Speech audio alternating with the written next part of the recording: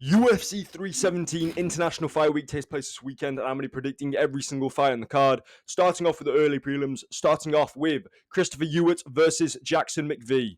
Ewert's coming in on short notice. McVey was preparing for Cedric Dumas for this fight.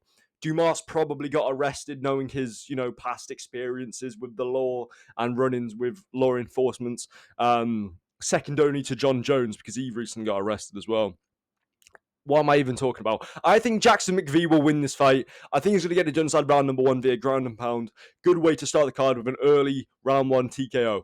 He has the better build for it, and I don't think Christopher Ewert really is the type of fighter that wants to be coming on a short notice. He's a little bit flabby. He's quite stocky. I think McVey will get this one done by round 1 ground and pound. Moving on. Diniz versus Hines. Another fighter coming in on short notice. This was meant to be Justin Tafa. They've replaced him with another morbidly obese guy in Alvin Hines. Listen, Diniz is going to piece him up and knock him out inside round number 1. I had Diniz beating Justin Tafa anyway. I think Diniz will beat Hines. I'm going Diniz by round 1 KO. The heavyweight division is I can't even speak.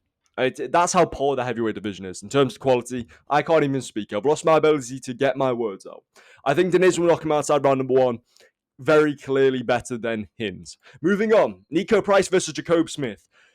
Coughing Baby versus Atomic Bomb. I think Jacoby Smith would knock him outside round number 1 and will get it done within the first 3 minutes of the fight. Niko Price is terrible. Moving on. The prelims. Ooh. We kind of brushed over the early prelims a little bit. They're not exactly the most in-depth fights to try and, predict and break down.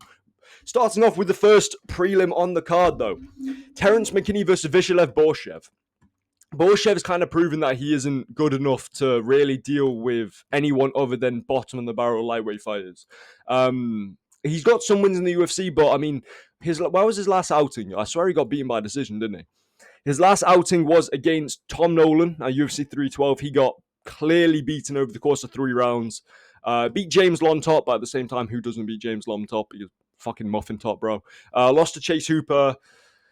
Draw to Sadikov, I guess, is a good, is a good result to have on your record, but I think Terence McKinney beats him in Terence McKinney fashion with a round 1 KO. I think he runs through him. I have 4 round 1 KOs to start the card, which is insane if that actually happens. But if that does happen, the entire momentum of the card will be stuffed out like a cigarette by Vivian Araujo versus Tracy Cortez. It's going to be a 29-28 close decision. Most WMMA fights end in that way unless it's a top-level fighter versus a bottom-level fighter, in which they may end in a, some kind of finish, or some kind of, dominant decision. I think Tracy Cortez gets this one done. I'm saying she gets it done by decision. Realistically, I don't care about this fight at all. I'm more looking forward to the 4 previous fights and the 7 fights afterwards. So we're going to move on swiftly. Hyder Amil versus Jose Miguel Delgardo. I think, Delgardo is good and he fights off the back foot. He's more of a lanky fighter for the featherweight division. Amir does have experience with lankier fighters. So if you look at his resume, he's fought people like, he fought Lee. I'm not going to try and pronounce his full name because I really struggle with pronouncing some of these Asian... No, but I'll do it anyway. Zhong Yun Lee. I really struggle with pronouncing some of these really Asian names. But Zhong Yun Lee, he's quite a tall, lanky fighter, fights off the back foot. Amir kind of just brawled with him for a minute and put him out cold. Lee's very chinny, though, so it's, William Gomes, beat William Gomes. He's quite a tall, lanky guy. Sort of fights off the back foot a little bit, but, Amir had him moving backwards. I think you'll have Delgado moving backwards a lot in this fight, and if Delgado can't catch him with a straight right hand, like he caught the guy in his debut, I forgot what his name is. It was Conor Matthews. Conor Matthews is also very chinny, though. I think Amir will get this one done. Conor Matthews is nowhere near the best level of featherweight fighters, and Conor Matthews had him moving backwards and was stinging him on the feet. So if Delgado doesn't get himself a knockout via counter-strike, I think Amir will get this one done by decision. My lock is Amir by by 30-27 decision. Moving on. Jack Hermansson versus Gergory Rodrigues. I can't say it. My voice doesn't it doesn't allow me to go Gregory and then Rodrigues. I need to pronounce the words more fluently. Anyway, Jack Hermansson's very good. He's a master fraud checker. I know Rodrigues has been fraud checked twice before in his career, but against anyone who is a step up of competition or possibly ranked opponents, Rodrigues kind of just he can't do his thing against them. Because his whole game is just walk forwards, take your shots, and brawl effectively. And against Cannonier, that didn't work. He was kind of piecing up Cannonier though until he got rocked in round 3. And he was winning that fight in my opinion, but then he got rocked, and then we went into round 4, and Cannonier just started piecing him up. People forget, man, but I think Hermansson's too good for him. Hermansson's very well rounded, and against guys like Gregory Rodrigues, he will be able to, not necessarily stand in the pocket with him, but mix up the fight. I'm saying a very forgettable 30-27 or 29-28 decision for Jack Hermansson, with Gergory Rodrigues taking the first round. Moving on to the main card. We have Peyton Talbott versus Felipe Lima. I hope Peyton Talbott gets stiffed out cold, then submitted, and then what? What else can happen? And then decisioned all inside the same fight. Now, if you don't know why, he did say if he could fight anyone from any time period, he would fight Jesus Christ. So I hope he gets, decisions, knocked out, and then choked out cold by Felipe Lima. Fuck him, the bomb. But anyway, in terms of who wins this fight, Peyton Talbott's been kind of fed to the wolves here with Felipe Lima. It's a pretty bad style matchup for him. Obviously, Peyton Talbott is very good on the feet. He just got 30-26 by Rani Baselios. That last round was probably a 10-8. He almost got finished. I think Felipe Lima gets this one done. I'm saying round 1 submission by Felipe Lima. I would love to see Peyton Talbott out cold inside the cage. Just how I feel about him at the moment. Maybe he can redeem himself. Who knows? But do not redeem the card. Yeah, so I think Felipe Lima will get this one done by round 1 submission. I hope he gets this one done by round 1 submission. I'm rooting for Felipe Lima in this fight. Moving on. Beneil Dariush versus Jhonata Moicano. I cannot afford to lose, my brother. I will win this fight, my brother, and then you should lead The Way of the Superior Man by... I don't even know who fucking wrote that book. Anyway, it doesn't matter. Jhonata Moicano, I think he beats Beneil Dariush. When this fight was initially booked for 3-11, Moicano was a 3-1 favorite.